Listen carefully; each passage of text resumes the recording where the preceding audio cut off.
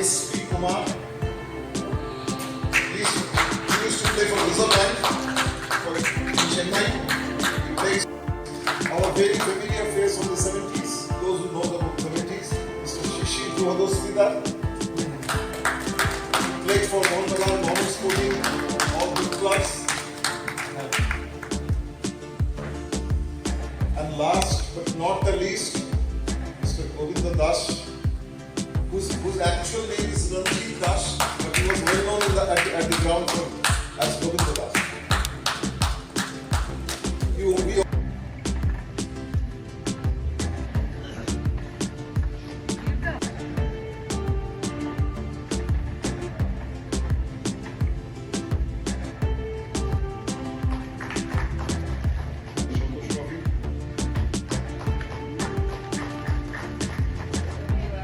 himself a famous table tennis player and son-in-law of Arun Ghosh. Arun is admitted to the hospital so he couldn't come. So Mukund Babu has come from his previous.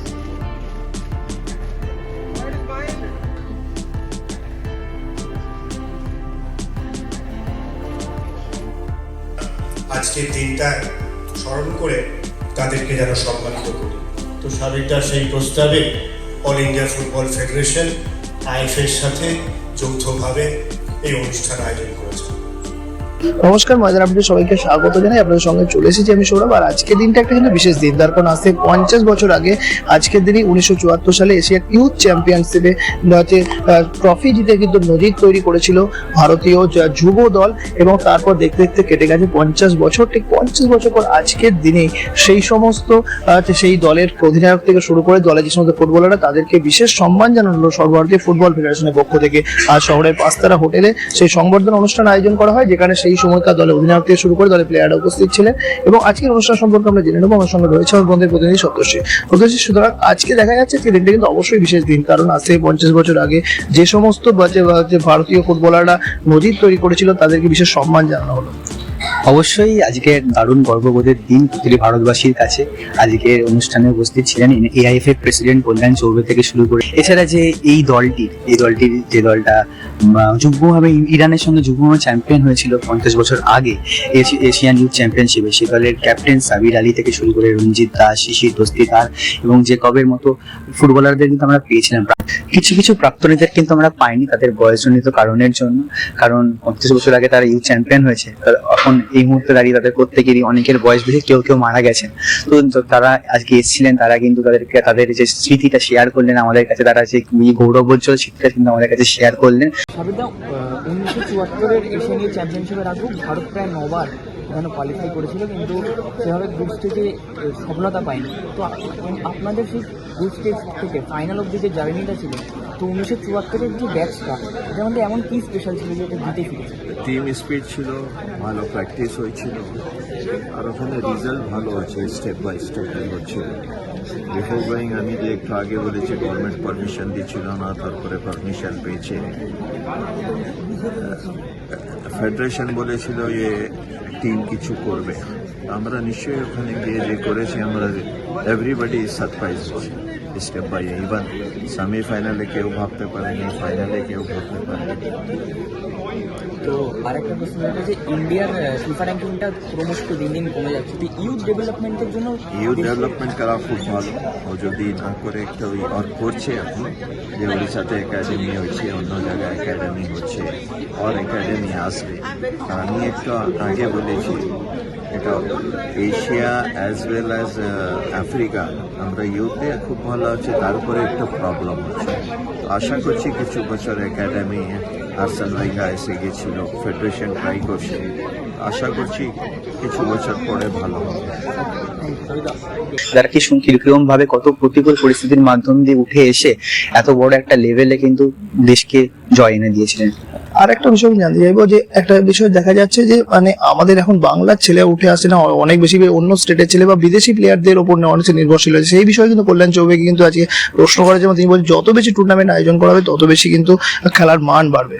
কল্যাণ চৌবে কিন্তু আজকে একটা বিশেষ কথা বলেছেন যে আর্সেন Wenger যিনি এসেছিলেন আমাদের দেশে, তিনি কিন্তু ইউথ ডেভেলপমেন্টের পেছনে কিন্তু যথেষ্ট কাজ করবেন বলেছেন। তিনি স্কাউটিং করবেন যে কোন কোন ফুটবলারদের তাদেরকে তুলে আনতে হবে, কারণ ভারতবর্ষে কিন্তু প্রচুর ভালো ভালো ফুটবলার ট্যালেন্ট লুকিয়ে রয়েছে।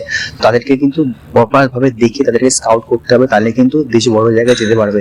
কারণ আমরা দেখেছি যে 74 সালে তারা এশিয়ান চ্যাম্পিয়নশিপ হওয়ার পরে কিন্তু 78-এর বিশ্বকাপ কিন্তু ভারত খেলতে পারেনি, যেখানে যুগ্মভাবে চ্যাম্পিয়ন হওয়া ইরান কিন্তু বিশ্বকাপ খেলেছে এবং পরপর তারপরে এবার ইউথ চ্যাম্পিয়ন কিন্তু হয়েছে। তাহলে কোথায় ভারতবর্ষ পিছিয়ে রয়েছে, সেক্ষেত্রে কিন্তু আমাদেরকে দেখতে হবে। যেটার কথা আজকে সাবির আলী বলছিলেন যে ইউথ ডেভেলপমেন্টটা জরুরি। ভারতবর্ষের মতো দেশ, যে দেশে এত সংখ্যক মানুষ বসবাস করে, সে দেশ ভারত এতটা পিছিয়ে কেন ফুটবলের থেকে?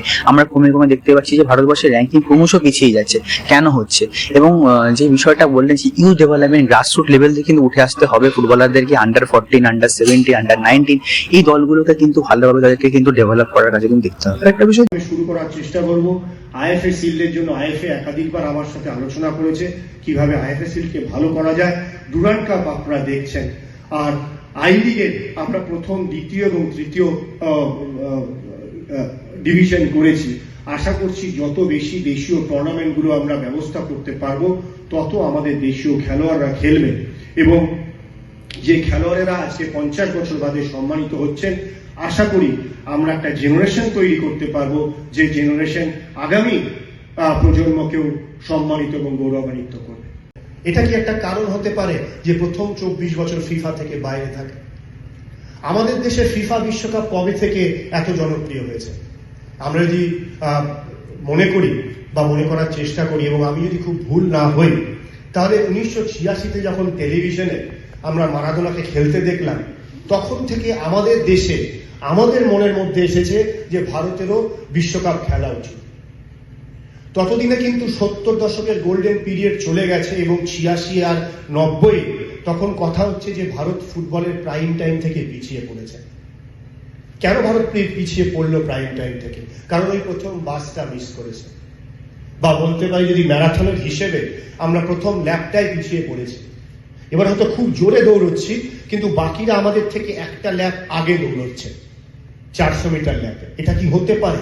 তো এরকম বিভিন্ন প্রশ্ন আমার মাথায় এসেছে। কেন আমরা সেইভাবে বাঙালি ফুটবলারদের পাচ্ছি না?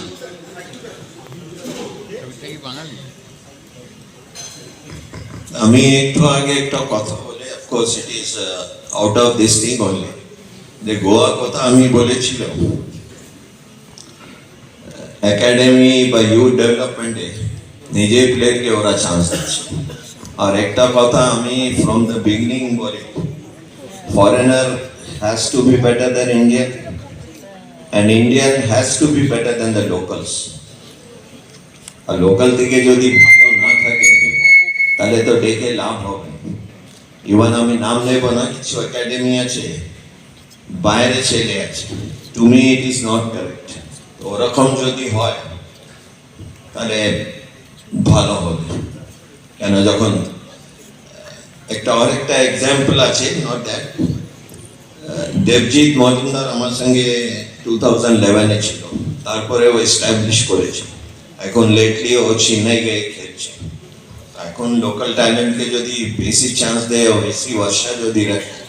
আরেকটা যে আমি মার্ক করেছি, গোয়াতে ইয়াং প্লেয়ার একটা টিমে 3-4 বছর থাকছে, তারপরে ফার্স্ট 11-এ আসে। আর it is not against, I am just telling. আমার জুনিয়র ফ্রেন্ড আমার সঙ্গে এলাহাবাদ ব্যাংকে ছিল, প্রদীপ তালুকদার, মোহনবাগানে ছিল, ওখানে পারফরমেন্স দেয়নি, মোহামেডানে এসেছে 84, খুব ভালো খেলেছে। আবার ইস্ট বেঙ্গল গেছে, ওখানে পারফরমেন্স করেনি, আবার মোহামেডানে এসে ভালো খেলেছে। তো আমি, it is not against anyone, my opinion is junior প্লেয়ারকে বেশি যদি চান্স দেওয়া হয়, then it will be very good. আমি তো বলবো অল ইন্ডিয়া ফুটবল ফেডারেশনকে অভিনন্দন জানাবো যে এইভাবে তারা 50 বছর বাদে এই দিনে যারা এশিয়ান ইউথ চ্যাম্পিয়নশিপের যারা অংশগ্রহণ করেছিল, যারা জীবিত আছে, তাদের এখানে একত্রিত করে সম্মানিত করছে, শ্রদ্ধা জ্ঞাপন করছে। এটা তারা অল ইন্ডিয়া ফুটবল ফেডারেশন সাধুবাদের দাবি রাখে এবং যারা আজকের উদীয়মান খেলোয়াড় তারাও এতে উদ্বুদ্ধ হবে এবং আমি মনে করি এই সব খেলোয়াড়রা যে আজকে সম্মানিত হলো তারাও হয়তো মনে মনে নিশ্চয়ই ভারতীয় ফুটবলকে আশীর্বাদ করছে। যে তখনকার যে একটা বিষয় সাবির আলীও কিন্তু বললেন, যখন তিনি ফিরেছিলেন সেই সময় কিন্তু তাদেরকে অতটা সংবর্ধনা দেওয়া বা বড় করে কিন্তু তাদেরকে এখনকার দিনে যেমন প্লেয়াররা কোনো সাফল্য নিয়ে ফেরে, সেটা আই লিগ হোক বা আইএসএল হোক বা যে কোনো টুর্নামেন্ট জিতে যেমন ফেরে, যেভাবে এয়ারপোর্টে গিয়ে মানুষ সংবর্ধনা জানায়, যেভাবে তখনকার দিনের রেয়ারতে কিন্তু সেই বিষয়গুলো ছিল না। কিন্তু তাদের যে কিন্তু সাফল্য কিন্তু অবশ্যই কিন্তু কর্মী জানাতে হবে। অবশ্যই। এবং দেখুন, সাবির আলী কিন্তু কমপ্লেন করেনি, তিনি তাকে একজন সাংবাদিক বন্ধু কিন্তু প্রশ্ন করেছিল যে তার এই মুহূর্তে যেমন ভারতবর্ষ কোনো কিছু ভালো জায়গায় অ্যাচিভ করলে, অলিম্পিকে হোক বা দেশের যে কোনো খেলাতে ভালো কিছু অ্যাচিভ করলে তাদের পুরস্কার দেওয়া হয়, তো সেই সময় কিরকম ব্যবস্থা বা কিরকম কি হয়েছিল। তো সেক্ষেত্রে সাবির আলী কিন্তু বলেছিলেন যে তেমন শিশির দোস্তি দিলেও কিন্তু বলেছিলেন যে তেমন কিছু তাদেরকে কিন্তু সরকারের পক্ষ থেকে কিছুই দেওয়া হয়নি, বদলে তারা ব্যাংকক থেকে ওয়াচ পেয়েছিলেন, তারা কেরালায় এসে তাদেরকে ছবি তোলার সম্বর্ধনা দেওয়া হয় একটা হোটেলে, এবং মোহনবাগান ক্লাবের পক্ষ থেকে কিন্তু তাদেরকে লেদারের সুটকেস দেওয়া হয়েছিল। এর বাইরে কিন্তু তেমন কিছু দেওয়া হয়নি। এবং শিশির দোস্তিতে তিনি কিন্তু বলেছেন যে যেখানে ইরান যুবভাবে চ্যাম্পিয়ন হয়েছে তাদেরকে কিন্তু বাড়ি, তাদেরকে গাড়ি, তাদেরকে অর্থ দেওয়া হয়েছিল, সেটা কিন্তু ভারতবর্ষে যারা প্লেয়াররা খেলেছেন তারা কিন্তু পাননি। এবং সেক্ষেত্রে সাবির আলীর আরেকটি বক্তব্য হয়েছিল যে এই মুহূর্তে কিন্তু কিছু কিছু যারা প্রাক্তন ফুটবলার যারা রয়েছেন, যারা এই দলের সদস্য ছিলেন, তাদের কিন্তু পারিবারিক অবস্থা অতটা ভালো না। তো সেক্ষেত্রে যদি অল ইন্ডিয়া ফুটবল ফেডারেশন সেই বিষয়টার উপর নজর দেন, মানে সেই বিষয়টা দেখেন, তাহলে কিন্তু যথেষ্ট ভালো হয়। ধন্যবাদ। সেই সময় তো আমরা সেভাবে হয়নি, হ্যাঁ, সেটা যদি একটু এক্সপ্লেন করুন। আমি মোস্টলি কম্পেয়ার করি না, কেন আমার কিছু টাইম আগে বাড়িতে ফোন ছিল না, আমি ট্রাই করেছি, প্রিয়দা লেটার বি নিয়ে গেছে কিন্তু পাইনি। আমরা যখন জিতেছে আফটার দ্য ফাইনাল, কায়ালপট্টনম তামিলনাড়ু একটা ক্লাব ছিল, এই যে আমরা শ্যুট করে একটা ফটো যে আছে, ওরা রিসেপশন দিয়েছিল। এখানে ফিরা পড়ে প্রেসিডেন্ট এয়ারপোর্টে এসে মালা পড়েছিল আমাকে। তারপরে Mohun Bagan invited us, they have given a leather suitcase. That was the things we got. Maybe little bit in Bangkok also, some watch or something like that. Apart from that we didn't get. যা আমি শুনেছি সেই টাইমে ইরানে একটা গাড়ি আর একটা বাড়ি পেয়েছিল। ঠিক আছে, ও টাইম আমার তো ছিল না, ওই জন্য আমি একটু রিকোয়েস্ট করেছি, আর যদি কিছু হয়, because some of them will be অনেক লাভ হবে। 4-5 বছর থেকে আমি অনেক সাংবাদিকে, maybe to you also I send কে ভাই এটা জিনিস হয়েছে বলে, আর আমি ভাবতে পারিনি কি আজকে এরকম ফাংশন হচ্ছে। No doubt it was my suggestion to do it Kolkata, because of you all one plus we, আমরা খালি 3-4 জন বাইরে আছি, এখানে 3 জন আসেনি, অরুণদা, তাপান, ওই জন্য আমি এখানে বলেছি, না হলে এরকম ইন আদার স্টেট আমরা পাতো না।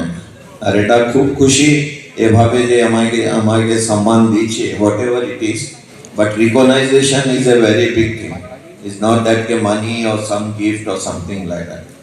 আশা করছি এ পরে আবার হবে। কথা বলা অতি সত্যের সঙ্গে, সুতরাং সব মিলে কিন্তু বলা যেতেই পারে আজকের দিনে কিন্তু 1974 সালে যে নজির তারা তৈরি করেছিল, সেই দীর্ঘ 50 বছর অপেক্ষার অবসান অবশেষে কিন্তু সেই পরে আজকে 50 বছর পর আজকের দিনে তাদেরকে বিশেষ সম্মান জানানো হলো, এবং আগামী দিনেও এই ধরনের বিশেষ সম্মান জানানো হোক এই ধরনের প্লেয়ারদের, যেটা কিন্তু সকলেই কিন্তু প্রত্যাশা করছে। সৌরভ, রোহিত, সপ্তর্ষি রিপোর্ট, মহেন্দ্র আপডেট।